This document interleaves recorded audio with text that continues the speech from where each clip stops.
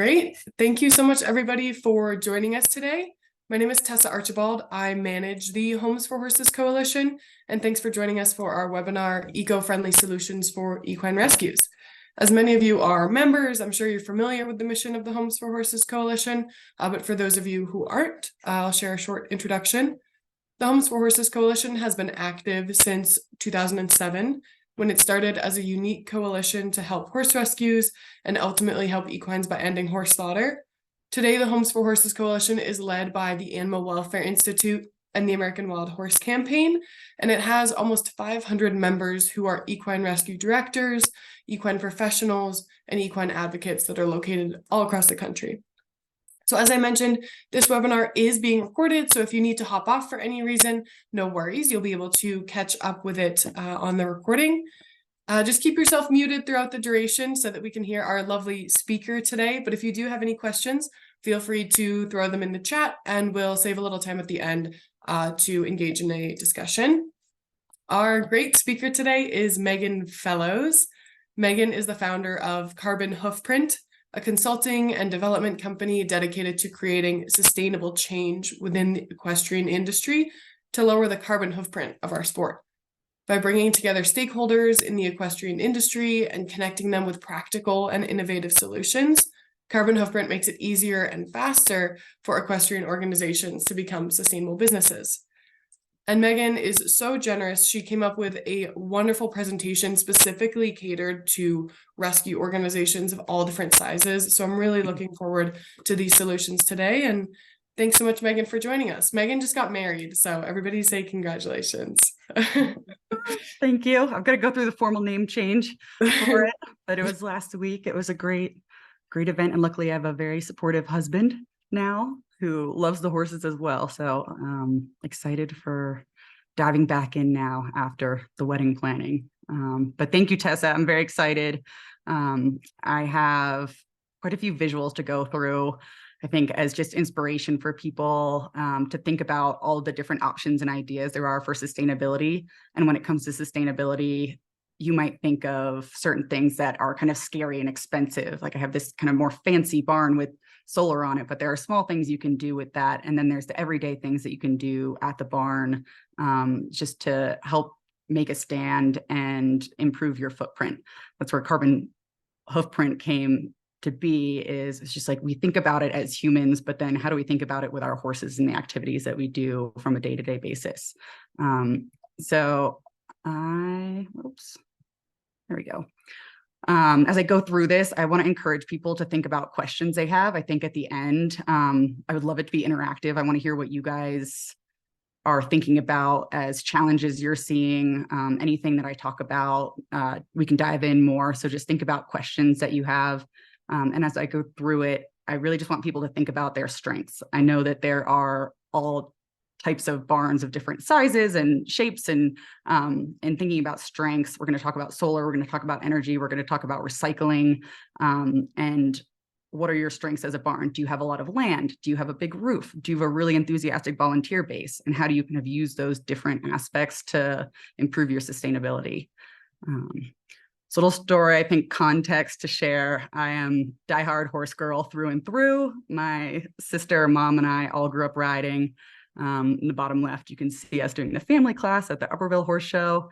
I did the hunters and equitation and then switched to the jumpers. My mom still has all of our old competition horses retired at her farm, so we get to see them, and have always been involved in therapeutic riding and just supporting organizations like this. So that's why I'm excited to try to help this group out. My sister and I, small story, is it was our favorite thing would be to bake horse cookies and then sell them to raise donations for our local therapeutic riding center called Lift Me Up, and have worked with a few since then. I went to the Grand Prix level, and then honestly, I had a really bad accident and it took me out of the sport for a long time. I kind of quit cold turkey sophomore year of school.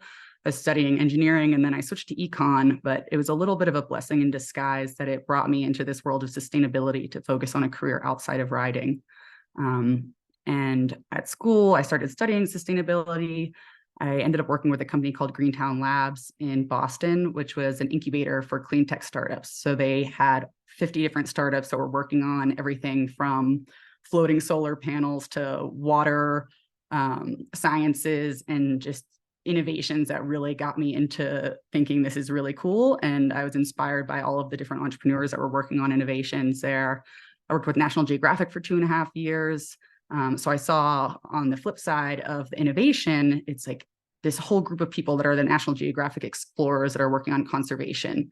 And what is the combining factor that we need really is like the people and support there. I started coming back to the horse shows and just realizing that we are very behind when it comes to equestrian activities and actually thinking about it. And there aren't that many solutions specific to the horse world.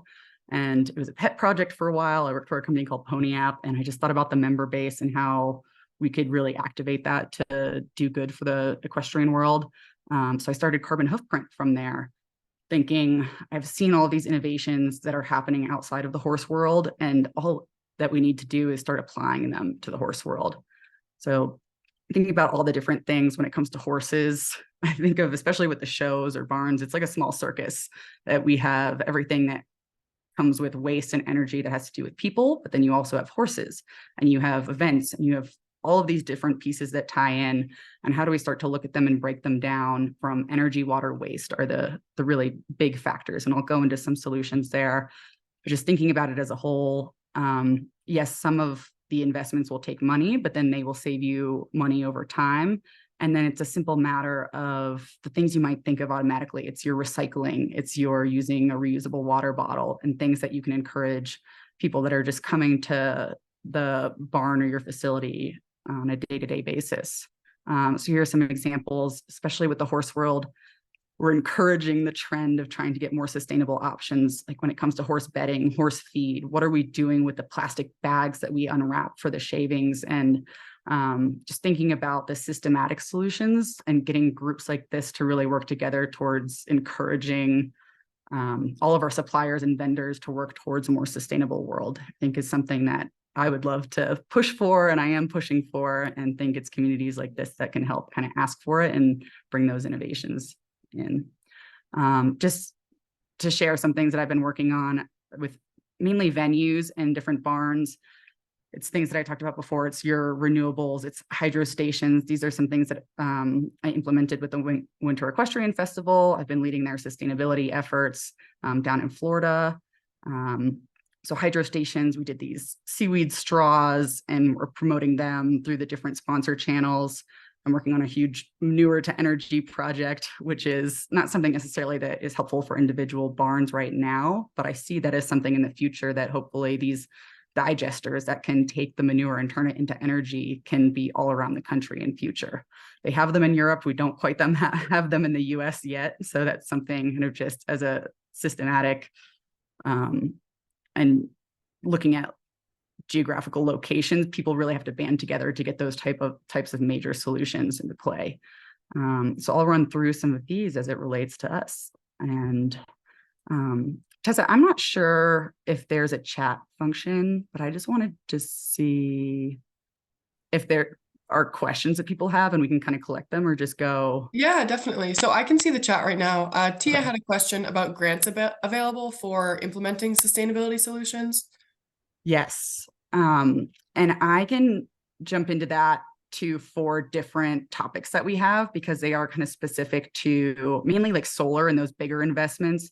There's the Rural Energy for America program that helps different small businesses, farms, install solar systems and improve efficiency that are specific to maybe assisting on top of the federal grants and local state grants that you have. So I can jump into that for solar. And it's something that people should explore more. And I know I want to explore more for specific things related to the horse world, but there are energy and efficiency grants that you can get for sure. And I can go into some details on that more, but that is part of the challenge is it does take this initial investment to actually pay for solar, pay for your rainwater harvesting. And how do you see that coming back? But they are specific to the different topics there. And so I'm going to run through. I'm a visual person, so I figured some inspiration here, and then I can just talk through it. One of the big things that I think is really exciting with especially nonprofits and 501c3s are these grants that you get because it is a charity, and you get benefits that come with that territory. For example, if you're installing solar, usually you would get it's called the ITC grant, and it's 40% rebate for your upfront cost of solar. And usually you'd see that on your next year's tax returns. But with this 501c3 connection, you actually get that cash immediately. So there are things that the government is trying to do to support, especially like nonprofits that make it more helpful and easier to install them. And when it comes to solar, there are lots of different types of ways you can do it. I'm going to run through some options. You have roof solar, you have ground solar, you can do carports, and you can do them in really small ways, or you can do them in big ways. Roof solar is one that, just thinking about barns, this is what got me into it, honestly, is I was like, kept looking at all of these barns, and they're huge, big rectangles. I live in Florida, and it's crazy to me that we don't have more solar on all these indoor rings or barns, just because they're the perfect platform for it. And roof solar is going to be your most economical option. And depending on what energy usage you use, there are a few things to consider. What state you're in, do you get sunshine or not? And certain states have better rates than others. But really thinking about your energy usage. Are you using a lot of energy at your barn? And you might not be. There are some barns that are just using light bulbs, maybe washer dryer, they're running a small office. So it's not a huge investment, and there's something that is manageable there that you can look into. On the flip side, there is an opportunity that if you have a really big barn or surface area, there are a lot of financing companies that will do what's called a PPA, and they will essentially finance the solar on your barn, and you lease the roof space to them. They pay for it, and then you get 15% off of your energy rates.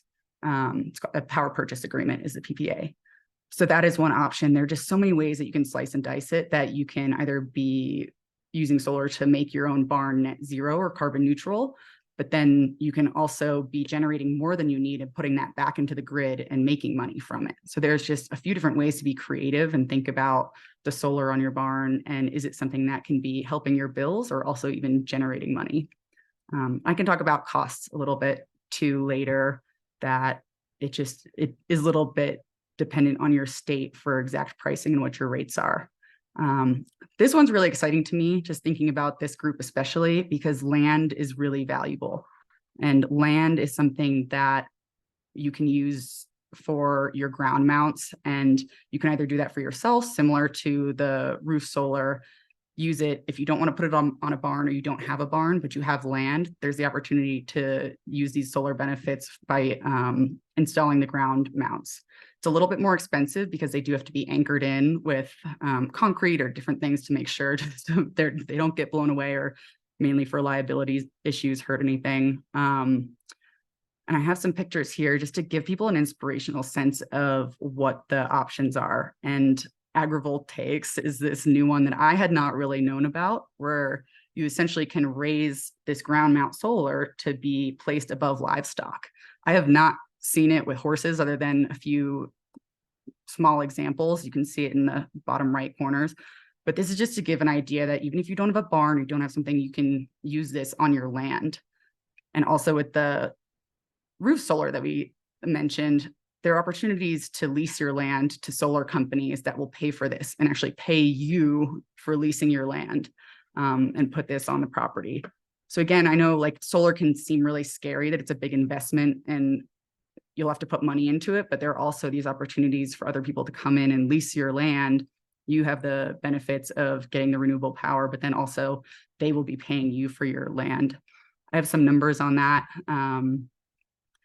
Short answer is it depends on where you are for how much money you can get back, but typically you can get like $1,000 to $2,000 per acre for these big solar companies to come in and lease your land and put it on. So I think that's pretty cool. And just thinking about land, it's an opportunity there. And then also these small examples of what you can do. If you don't want to make a big investment for it, there's more mobile options. There's different types that can plug into anything you may need to just support in small ways there. So solar, I think I'd love to answer any questions on that. It's exciting to me, and I think is one of those things that can create a big impact if we had a lot of barns and different farms using their land, using their roofs for that. Another big one, just thinking about the resources that are out there that it's going to take some investment up front, but then can save you over time, is the idea of rainwater capture and reuse. There's underground, there's above ground, there's big, there's small, depending on what your operation is. Some numbers here too: 1,000 square feet of roof area generates over 600 gallons of water for harvesting. And especially when it comes to horses, there's so many ways you can use that just around the farm or for the horses. A little graphic here. This is more for your residential, but just gives you an idea of ways you can use it. There's your first flush in your barns. There's washing cars, trailers, different things that even have to do with gardening around the farm and horses. So there are a lot of different options here. And it's one that hasn't been explored too much because I think, again, it's a little bit scary. We don't know the technology that goes behind it, but it actually is much more simple than you would think. And if you're in a place that gets a lot of rainfall water, it's a really useful way to save resources and save money there. This was kind of fun for me to look into also. I was a tinkerer growing up. I had a lot of Breyer horses, and I would take every single cardboard box that my mom brought back or shoebox and make barns for them. So in looking at different things that are manageable too, is you can start to combine these different solutions and make it really full circle. And that's what I'm excited about for the future also, is how these things tie in. And there are lots of do-it-yourself projects and packages that you can find online. I just encourage people to kind of like explore and tinker. This is one on the left that was fun to me, that there are farms that are maybe not the best for solar because just of the climate and where they are, and wind is the other option. I don't know wind as well, but looking into it, if you're one of those Midwest states, it's Texas, it's Oklahoma, it's Iowa, California, that there are these packages that you can do to actually use the wind in the same way that you would use the solar. And that is just a way to kind of show that you can combine these things together. Transport and delivery, we think about logistics. There's so many logistics that go into horses, and when it comes to rescues and trailering and the gas that goes into it, we run these big trucks, we run these big trailers. So a small tip here is thinking about coordinating your transports to be in more single pickups with a lot of horses and not be using your trailers for just single horses, and coordinate those better. There's a future of electric vehicles. I'll dive into that a bit, but we're not quite there yet. So there's not much to do with these trailers and trucks as much as just try to be smart about it. And, you know, I say carpooling, but more horse pooling with it. And that's a simple thing that we can do right now to think about. EV charging, this one is something that could be a really good benefit to clients or people that you have coming to your barns. It's a bit more future thinking, but I just wanted to put it here also to talk trends, because we are heading towards a future which is much more electric, whether it comes to cars that people are driving to and from the farm, and the future of electric tractors. There are grants for these types of tractors. Personally, I don't think they're quite there yet. We need a little bit more time for them to be less expensive and more reliable. But on a cost basis, EV charging is something that, depending on what state you're in, you can get them installed for free, or the average cost can be as low as $300 to $700. So you can be charging vehicles. It's a nice add-on for anyone that's coming to the barn. And even you can be making money from it because you are providing that power to the people that are coming to your barn and charging, and racking up those rates at like a little bit of a higher bump than what that you would actually be charged for it from the utility. You can ask for more. So that's another small piece there. Lighting, this is another kind of simple one that people can think about depending on what your barn is. If you have outdoor lighting, if you have indoor barn lighting, LEDs is a kind of simple one that has a lot of benefit. For the environment, they use about 85% less energy than your regular incandescent lights, and they last a lot longer. I think the average lifespan is 25 years. And for residential and farms, it kind of depends on what your operation is, but there's a rough average number that we use about 15% of our energy usage is from lighting. So if you think about the 85% reduction from LEDs, you can be switching to that. It's better for the utilities. And there's some benefits to just to like the warming up of the lights. You can click them on, you can click them off. When it comes to stadium lighting or outdoor lights, sometimes you have to turn them on and it takes 20 minutes for them to light up. So that helps also just to be able to be more instant with it. Manure is a big one that I have been diving into. I did not know I was going to be as heavily involved in it, but I've realized how much of a challenge it is, especially at scale. This is more for horses that are in the barns and creating a lot of waste from their stalls. And especially in Wellington, it's been a huge issue because you have people coming in and there's lots of competition horses that are just creating waste. And the biggest piece of advice here I can give is to try to make sure it's being disposed of responsibly. Sometimes we don't know where it's going. And if it's dumped in the wrong places, that creates runoff, it creates environmental issues. In Florida, where I live, it's become a big issue with the Everglades Foundation because it runs off into the water table. So they're thinking about the environmental negative effects that can happen if we're not responsible about it. So just taking that into account and then thinking about the second life for it. I mentioned there are these big grand digesters that can be built. They have them a little bit on a smaller scale, but for farms that have horses and you want to figure out what to do with your manure, there are some ways to do a second life to it. It can be fertilizer, it can be compost. Some people bag up their horse manure and resell it by the bag. When it comes to composting, again, that's a good fertilizer and can be used for a lot of different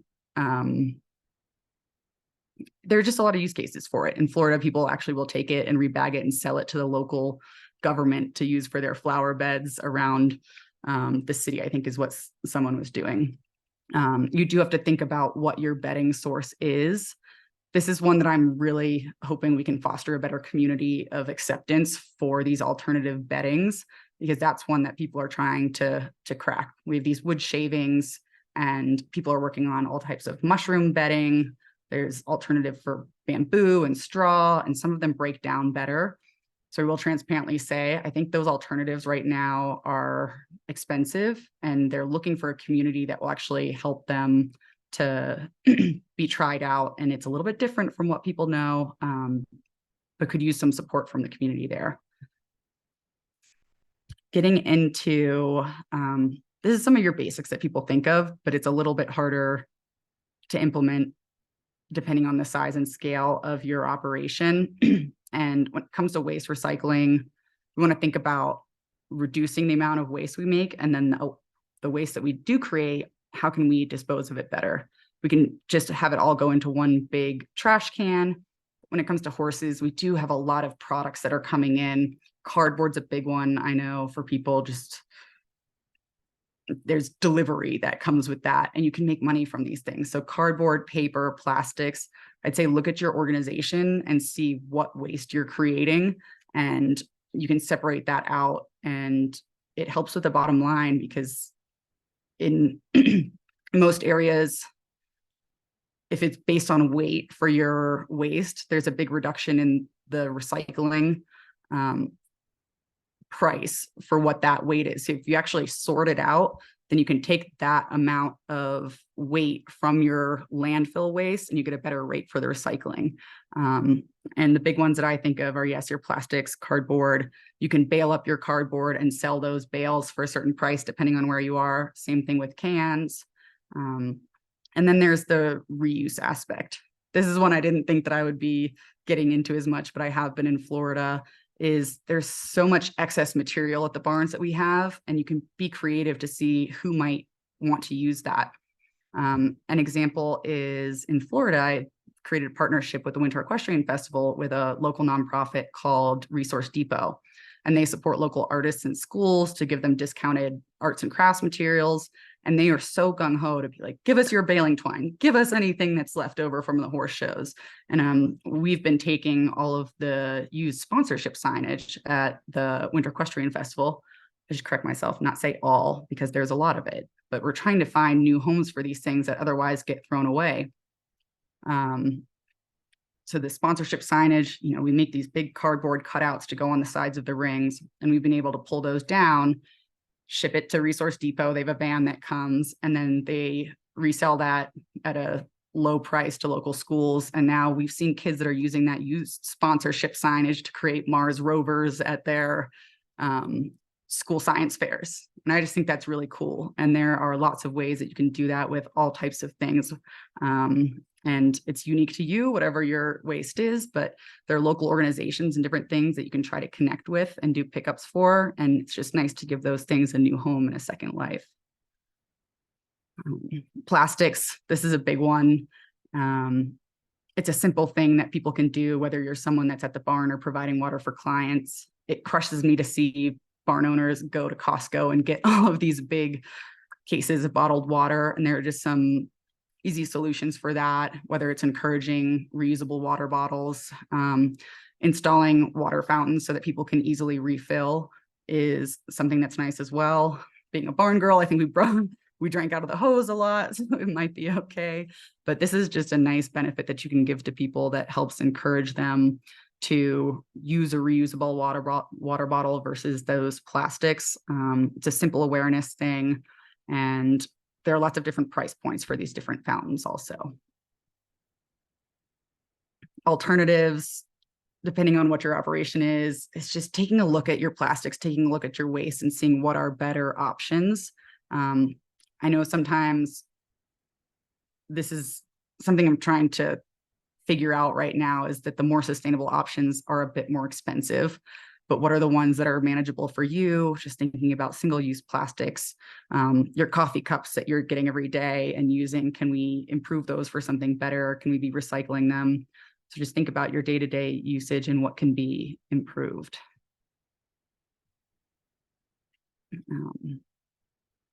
When it comes to reusable water bottles and merchandise, if you guys have brands, if you are an organization that has a good volunteer base and you're selling things, like there are opportunities to use these types of awareness things that you can sell. Water bottles are a big one. You can make them personalized, you can sell them, you can encourage the marketing and awareness of your brand through some of these sustainable options.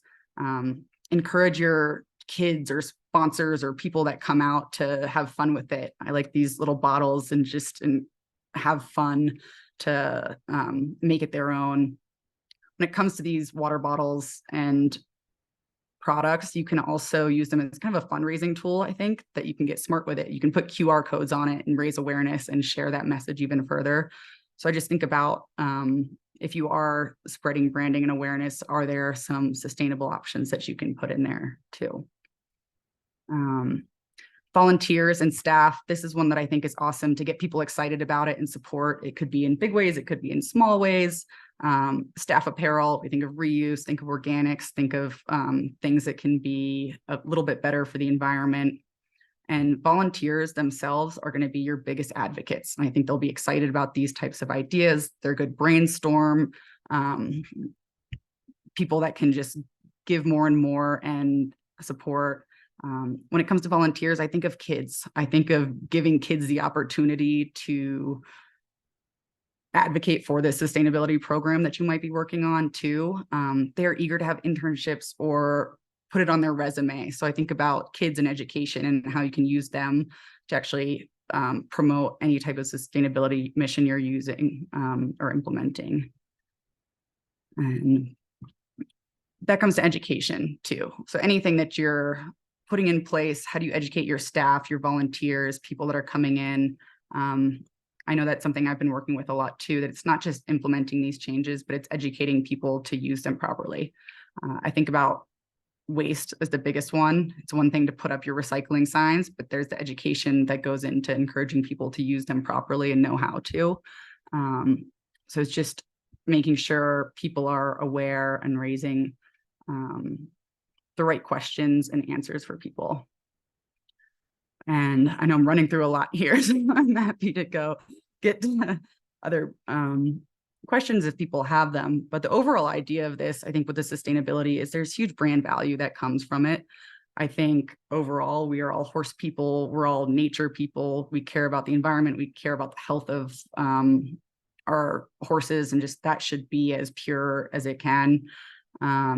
So applying this type of sustainable thinking to your rescue or center, that it just puts it very nicely in the minds of people that are coming to your location, that it's good brand awareness, and that increases excitement, it increases sponsorship, and there's just such good brand value there.